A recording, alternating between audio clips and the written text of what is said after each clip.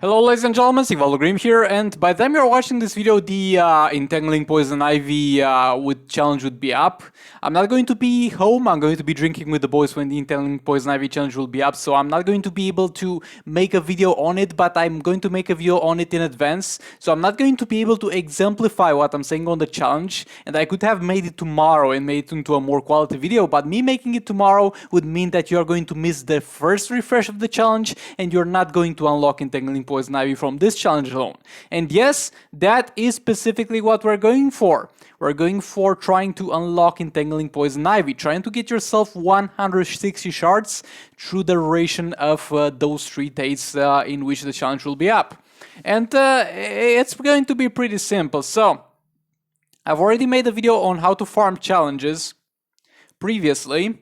On that video, I advised that you're going to play all the difficulties of the challenge. We're going to talk about how to fight them in a moment. Like, again, 95% of you will have absolutely no problem smashing through all the difficulties, since the Entangling Poison Ivy challenge will most likely not require any specific characters, just agility characters, because it's the thing that works best against MetaHuman, and that will be most likely the requirement. But yeah, we'll get into some kind of team suggestions for the people who are new to the game, because it's mandatory you unlock this character. So we're going to talk about how much you need to do to unlock this character just from this challenge, because we don't know if we're ever going to get another one, and this is a one-time chance. So again, I'll leave a link more in depth about how to farm challenges in the description, where I talk about the Silver Banshee challenge. And in that specific video, I suggest that you're going to refresh every single difficulty once, because it has 3 difficulties: difficulty number 1, 2, and 3. They give different amount of shards, like each time you do them. It's not like a fixed amount, but the higher difficulties, generally speaking, give more shards. So in that Silver Banshee video, I recommended you refresh each of the difficulties once, and then refresh the difficulty once more. So first time you refresh them, it's going to cost you 50 gems, and the third time is going to cost you 100 gems.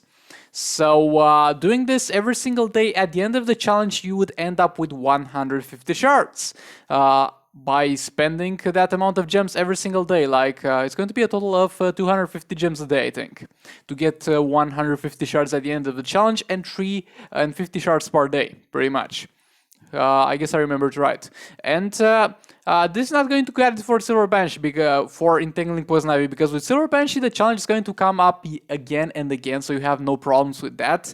But over here you need to unlock her. You need to unlock her. Once she's unlocked, you're all good to go. You're going to get her all the way you want through League requests and through CA shards. The most important thing is you unlock her.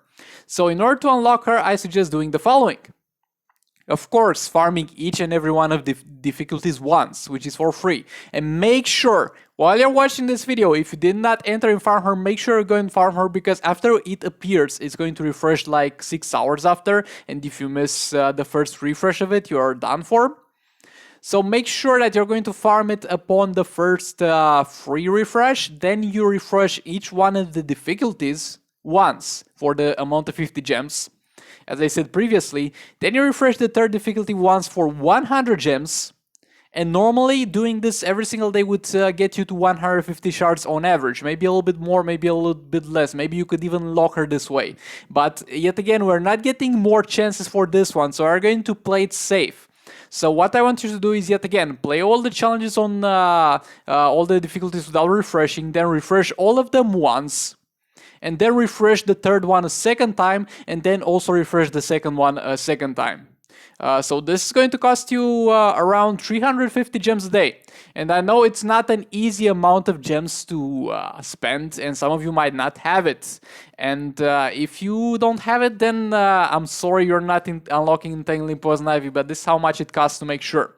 So yet again, farm everything for free, farm everything for 50 gems, farm the third and the second for 100 gems, and this way by the end of the challenge you should end up with anywhere between 170 and 190 shards for her, which would be a little bit more than enough to unlock her at 3 stars. And I think even with the worst luck possible, because as I said, while you're doing the tiers, the amount of shards that you receive is going to kind of fluctuate. You're not going to receive the best amount, but by doing this, I can guarantee you that you're going to unlock her. Yet again, do everything on normal, refresh everything on 50 gems, refresh the last 2 on 100 gems.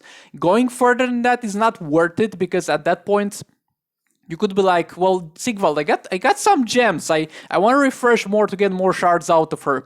All you need to do is unlock her. At that point, after you've unlocked her, even if you have her unlocked already, just refresh all of the difficulties for 50 and only the last one for 100. But if you don't have her unlocked, refresh also the second difficulty for 100. But if you have unlocked her, don't refresh the second one, and it's not worth going further than that, because it's simply not worth your gems at that point. So yeah, with that being said, let's talk about the players that might be struggling with this one. So since it's on the left of the challenges, so it will take place of the Power Girl challenge. Again, this is recorded ahead of time by the power of Discord. So you're going to be required to have, let's say, over here it says to have a tech character. That is because the tech character is going to be like something that deals more damage to the Might character, which this garbage character that is on the challenges right now. So looking at this, she's going to be a meta-human character, so you're going to need an agility character for this. Like the first and second difficulty will be no problem, because you just put 2 agility characters in there and put your best characters as a third and just play with that.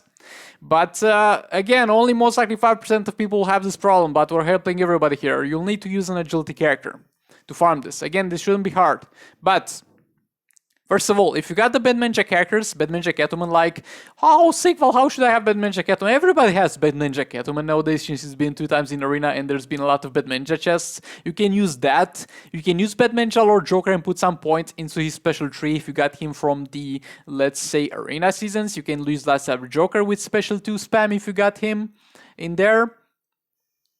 Just pointing out some decent characters that you might use here. Like, yeah, those are the picks. Like, if you got Catwoman or Batman Robin, even without gears, they should be able to easily clear that.